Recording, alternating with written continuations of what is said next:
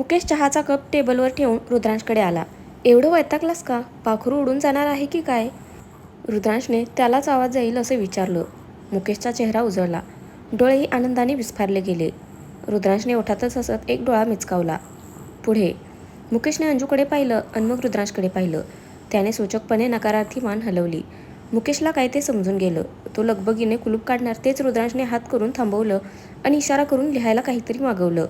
मुकेशने पटकन एक छोटी डायरी व पेन आणला. त्याने तिथल्या हवालदारांना काहीतरी काम सांगून तिथून हलवलं. तो मग कुलूप काढून आत आला. दोघांनीही एकमेकांकडे पाहिलं आणि लगेच एकमेकांना मिठी मारली. आय एम सॉरी, मुकेश हळूच म्हणाला. त्याचे डोळेही पाणावले. माफी नको मागू मुकेश, रुद्रांश त्याला बाजूला करत म्हणाला. जर मेमरी परत आली आहे तर अंजूला का नाही सांगितलं? मुकेशने आश्चर्याने विचारलं. रुद्रांश तिच्याकडे बघून म्हणाला. योग्य वेळ आली की सांगेन. बरं ते सोड, नंतर बोलू यावर आपण. तू बस ही चिठ्ठी उद्या मिस्टर कपूरपर्यंत पोहोचती कर. रुद्रांशने त्याच्यासमोर एक चिठ्ठी धरली. काय आहे यात? मुकेशने घेत विचारलं. त्याने वाचण्याचा प्रयत्न केला पण काही समजेना. रुद्रांश त्याच्या खांद्यावर हात ठेवत म्हणाला. ते सगळं सांगतो तुला मी नंतर. बस तू दे आणि मग मजा बघ. उद्या रात्री मिस्टर कपूर लंडनला नाही तर इथे माझ्या जागेवर असतील, तेही त्यांच्या साथीदारांसोबत. मुकेशने न समजल्यासारखं पाहिलं त्याच्याकडे. रुद्रांशच्या नजरेत वेगळाच निश्चय दिसत होता त्याला. रुद्रांशने हसून त्याला काय करायचं ते समजावलं. मुकेश आता उड्या मारायचाच बाकी होता. तो कौतुकाने म्हणाला. तुला नाही माहीत किती मोठं ओझं हलकं केलं आहेस तू. मला वाटलं हे मिशन मी संपवेन, पण हे मिशन तू सुरू केलंस आणि तू संपवणार आहेस. खरंच तुझ्याशिवाय या परिस्थितीला तोंड देता आलं असतं. I am so proud of you. मुकेशच्या नजरेतही त्याच्याप्रती अभिमान होता.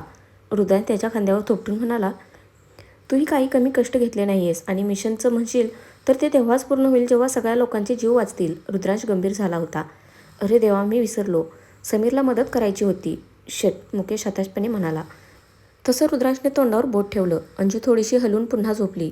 डोंट वरी, मी केलं आहे ते काम. तू जा आता, बाकीचं उद्या बोलू, रुद्रांश दबक्या आवाजात म्हणाला. मुकेशने न राहून पुन्हा रुद्रांशला मिठी मारली आणि मग तो बाहेर निघून गेला. रुद्रांशने अंजूकडे बघून समाधानाचा एक सुस्कारा सोडला. तो मग तिच्याच बाजूला थोडंसं अंतर ठेवून झोपला. सौरभ मध्यरात्री संधी साधून आत गेला.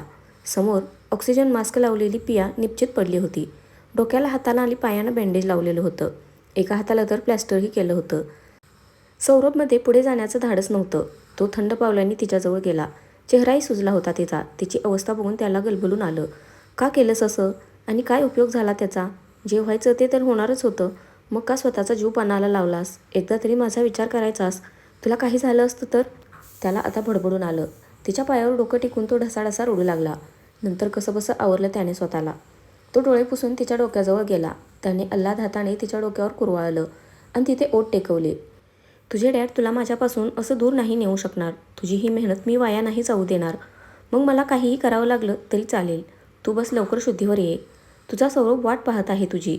त्याने पुन्हा तिच्या डोक्यावर ओठ टेकवले आणि म्हणाला. I love you. त्याने तिथून एक पेन घेतला आणि तिच्या हाताच्या प्लॅस्टरवर एक स्माइलीचा इमोजी काढला. तिथे खालीच त्याने आय लव्ह यू लिहिलं आणि त्याच्याच खाली मिसेस मोहिते असं लिहून एक हार्ट काढला. त्याचा पाय निघत नव्हता, पण जड अंतकरणाने तो पुन्हा बाहेर निघून गेला. दुसऱ्या दिवशी मिस्टर कपूर हॉस्पिटलमध्ये बसलेले होते. देव व त्याचा परिवारही आला होता. ते मिस्टर कपूरना धीर देण्याचं काम करत होते. सौरभही तिथेच होता. त्या देवचे मगरी अश्रू बघून त्याचा गालफाट लाल करावंसं वाटत होतं त्याला. तो मनातच त्याचा प्लॅन आखत होता. तितक्यात मुकेश तिथे आला. तो मिस्टर कपूरसोबत बराच वेळ बोलत होता. मध्येच एक वॉर्ड बॉय आला. Sir, this is for you. तो मिस्टर कपूर समोर एक लिफाफा धरत म्हणाला. मिस्टर कपूर व मुकेशने चमकून एकमेकांकडे पाहिलं. मिस्टर कपूरने तो लिफाफा घेतला. एक मिनिट सर, रिस्क घेऊ नका, मुकेश त्यांना थांबवत म्हणाला. त्याने त्या वर्ड बॉयला हँड ग्लोव्ज आणायला लावले. इकडे सौरभच्या गोळ्या वर गेल्या. वा जिजू, पोलीस डिपार्टमेंटचा फिल्मफेअर अवॉर्ड असता तर तो तुम्हालाच भेटला असता, पण माझ्या रुद्रांश नंतर. त्याच्या इतका चांगला ॲक्टर आजपर्यंत मी पाहिला नाही. त्याची मेमरी जाणं पण एक नाटक असू दे देवा. सौरभने विचार करता करता मान वर केली. मिस्टर कपूरने हँड ग्लोव्ज घालून तो लिफाफा उघडला. आत खूप छोटी चिठ्ठी होती. त्याने ती उघडून वाचली तसे झटका बसल्यासारखे मागे सरकले. इतके की त्यांचा तोल जाऊन ते पडणारच होते. मुकेशने त्यांच्या दंडाला पकडून सावरलं त्यांना. काय झालं सर? काय आहे यात? मुकेशने धास्तीने विचारलं. पण मिस्टर कपूरचे दावे दणाणले दिसत होते. घाम सुटला होता त्यांना. मध्येच त्यांच्या डोळ्यात क्रोध दिसू लागला. सर, मुकेशने परत आवाज दिला.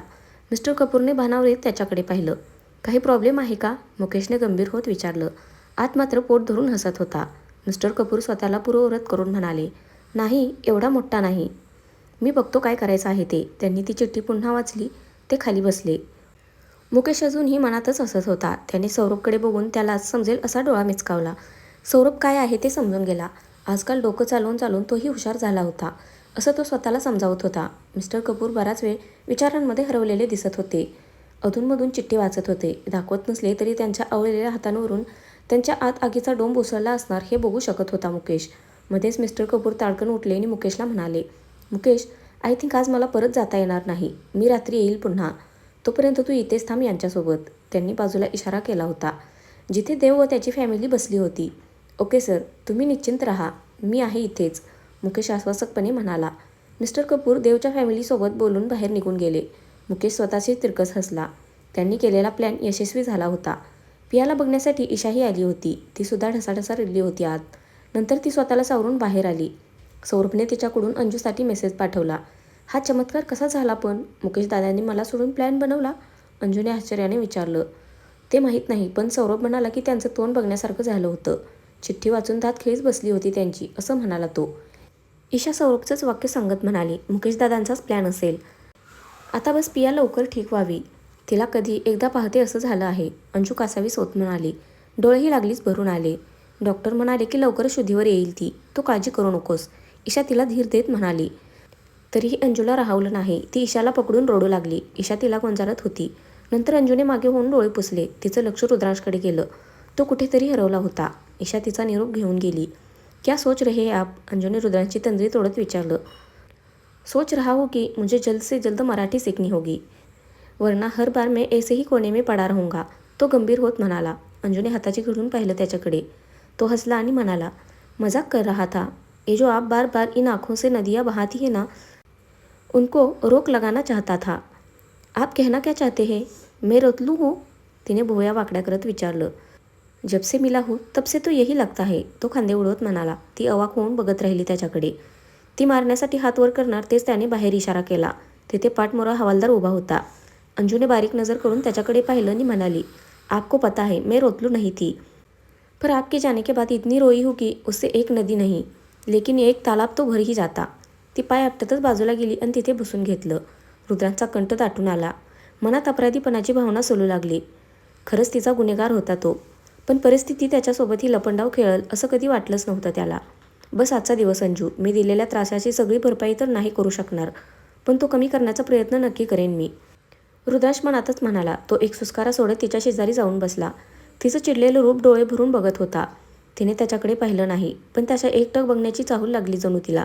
कारण पापण्यांची फडफड वाढली होती आणि गालही लाल होऊन गेले होते तिचे. तिने पलीकडे तोंड केलं आणि हा गालामध्ये हसला. तर फ्रेंड्स, आजचा भाग कसा वाटला नक्की कमेंट करून सांगा. धन्यवाद.